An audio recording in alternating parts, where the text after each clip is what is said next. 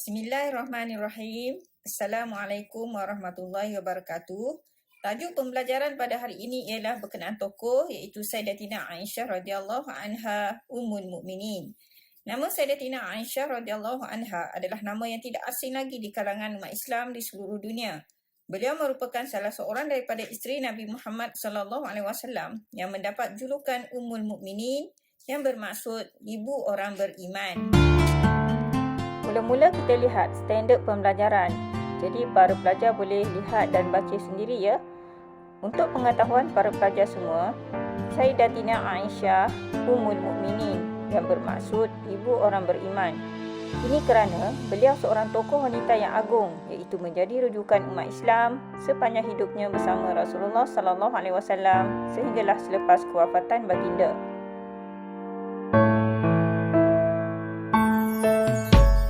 Seterusnya kita lihat biodata Sayyidatina Aisyah radhiyallahu anha. Pertama, nama sebenar beliau ialah Aisyah binti Abu Bakar radhiyallahu anhu. Beliau telah dilahirkan di kota Mekah 4 tahun sebelum Nabi Muhammad sallallahu alaihi wasallam dilantik sebagai rasul. Beliau juga merupakan puteri kepada khalifah pertama umat Islam dan telah memeluk Islam ketika masih kecil.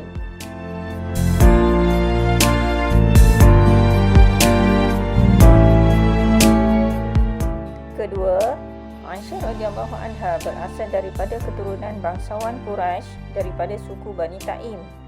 Ini kerana bapa beliau Abu Bakar As-Siddiq berketurunan Bani Taim dan ibunya pula Ummu Ruman berketurunan Bani Kinanah. Kedua ibu bapa Aisyah adalah dari suku bangsa Arab yang disebut Quraisy.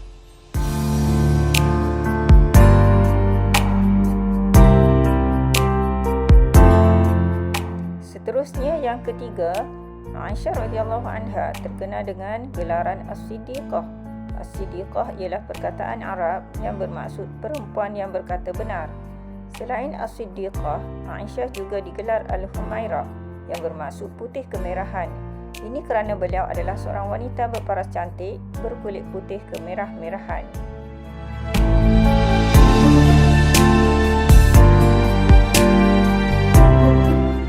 Keempat, Sayyidatina Aisyah radhiyallahu anha telah dilamar Rasulullah sallallahu alaihi wasallam dan berkahwin dengan baginda 3 tahun sebelum baginda berhijrah. Perkahwinan ini adalah wahyu daripada Allah Subhanahu wa taala. Ini kerana Rasulullah telah bermimpi selama 3 hari berturut-turut.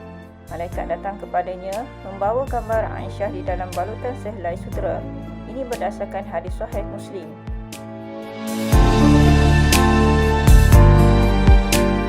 Namun, sejak akhir-akhir ini terdapat perbahasan berkaitan umur Aisyah radhiyallahu anha ketika berkahwin dengan Rasulullah. Namun majoriti pendapat para ulama lebih cenderung mengatakan bahawa Aisyah radhiyallahu anha telah berkahwin ketika berumur 6 atau 7 tahun dan beliau telah bersama dengan Rasulullah sallallahu alaihi wasallam ketika berumur 9 tahun.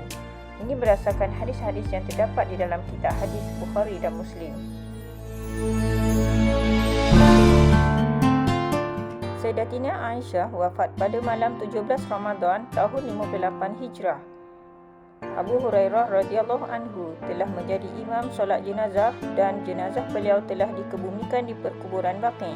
Ini kerana beliau pernah berpesan, "Jangan kuburkan saya bersama mereka iaitu Nabi Muhammad sallallahu alaihi wasallam, Sayyidina Abu Bakar dan Sayyidina Umar radhiyallahu anhu, tetapi kuburkan saya di Baqi' kerana saya tidak layak untuk mendapat penghormatan itu." Seterusnya, kita lihat sifat peribadi Sayyidatina Aisyah radhiyallahu anha. Pertama, seorang wanita pemurah dan lembut hati. Sayyidatina Aisyah sangat dermawan. Beliau suka bersedekah apa sahaja yang ada pada tangannya. Beliau pernah memberikan sebiji kurma kepada seorang wanita bersama dengan 2 anaknya. Sedangkan itu sahaja makanan yang beliau ada.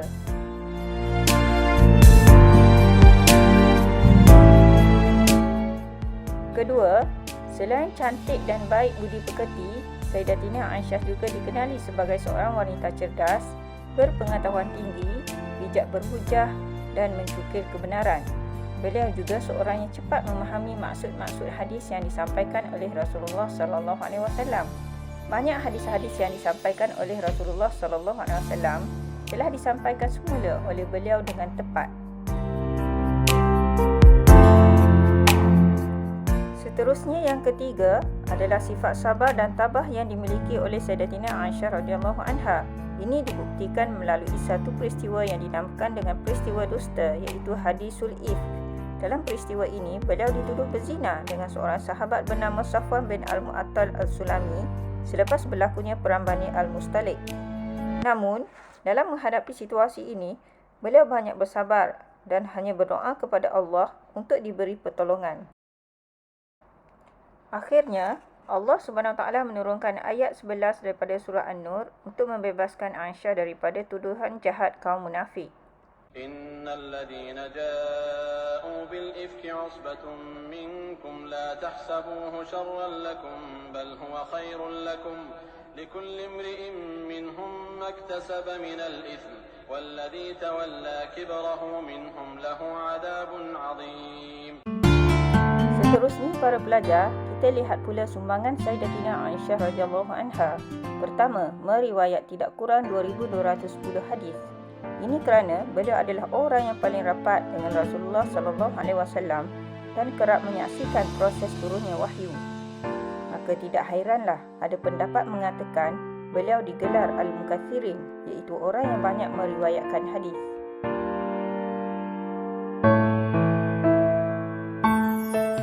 Kedua, sebagai tempat rujukan. Sebagai isteri Rasulullah sallallahu alaihi wasallam, Aisyah radhiyallahu anha mempunyai kelebihan berbanding orang lain kerana beliau mempelajari adab, akhlak serta ilmu secara terus daripada baginda sallallahu alaihi wasallam. Seterusnya, keluasan ilmu dan kecemerlangannya membuatkan Aisyah menjadi salah seorang tokoh yang menjadi rujukan kaum muslimin, terutama golongan wanita bagi merungkai persoalan dan hukum hakam agama. Selain berakhlak mulia, Sayyidatina Aisyah radhiyallahu anha juga terkenal kerana mempunyai ilmu yang tinggi dalam bidang fiqh, pemahaman agama, faraid, pembagian harta, tafsir dan hadis.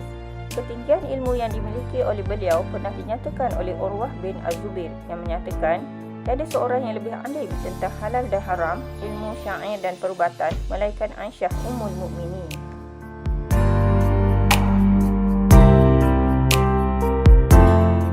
Baiklah para pelajar, sebagai iktibar kisah hidup Sayyidatina Aisyah radhiyallahu anha. Pertama, kita hendaklah belajar bersungguh-sungguh sehingga menjadi pakar dalam bidang yang diceburi. Dua, kita hendaklah bersabar, berdoa dan bertawakal sekiranya menghadapi sebarang kesusahan. Dan yang ketiga, kita hendaklah sentiasa bantu-membantu dan bersedekah untuk memastikan keharmonian dalam masyarakat.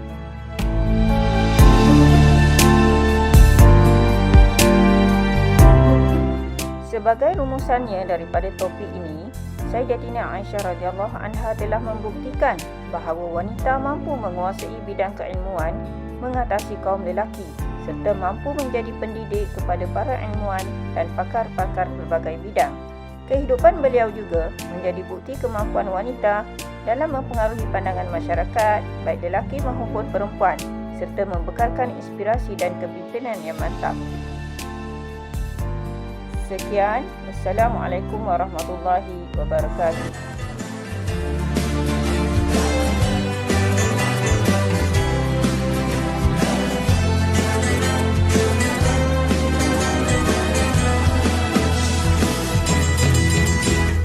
Aisyah nama diberi, putri Abu Bakar yang disanjungi. Beliaulah isteri Rasulullah, serikan di ilmu. Keturunan bangsawan Quraisy, berasal dari suku Bani Taif. Gelaranmu As-Siddiqah dan Al-Humairah. Aisyah, engkau seorang yang cerdas dan pintar. Engkau seorang yang sabar dan tabah, seorang pemurah. Engkaulah seorang yang sangat lembut hatinya. Aisyah, kau tabah semasa peristiwa hadisul ifk, sehingga diturunkan ayat suci Al-Quran membela dirimu dari fitnah munafik. Nabi sayang, Nabi rindu, Nabi cintamu.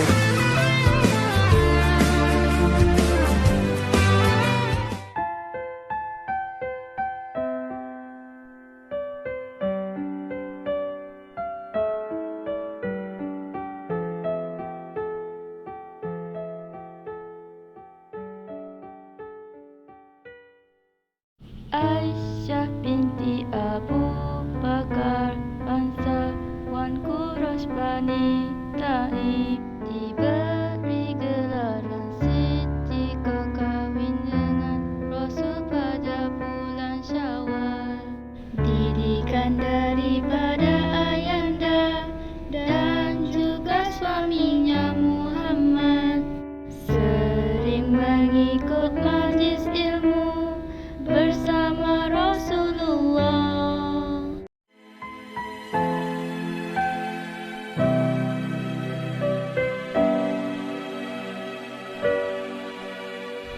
Aisyah sentiasa menimba ilmu